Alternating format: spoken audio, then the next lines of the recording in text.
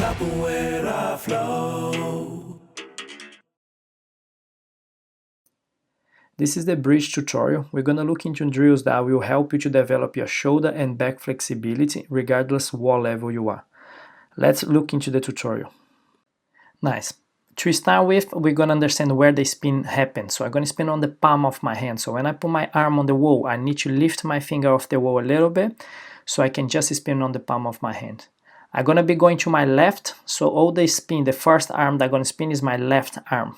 So the first part of the movement is moving my leg across. So I'm going to bring my right leg across in line with the other leg, and I'm going to start to rotate my left arm first, place the right arm, remove the left arm, and then undo the rotation on the right arm. So if I'm going to my right now, the rotation is going to be on my right arm. So again, the rotation will happen on the palm of my hand, so I step my left leg over to the other side.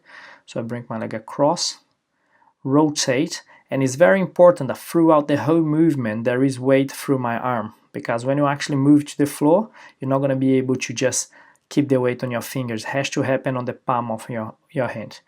So as you can see now from the close-up, my arm is always straight.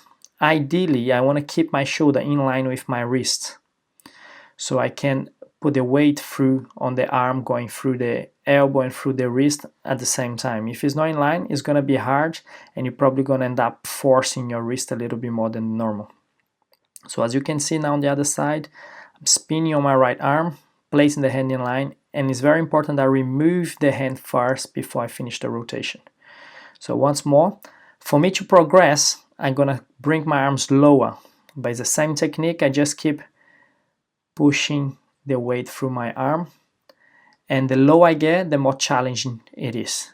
So bring the leg across, spin on the palm of my hand, place the hand, remove the hand first, and undo the rotation. So you can see from the close-up again.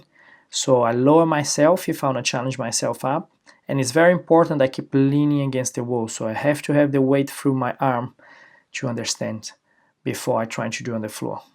So as you can see, it's only happen on the palm of my hand, and I do not carry on if my hand doesn't spin.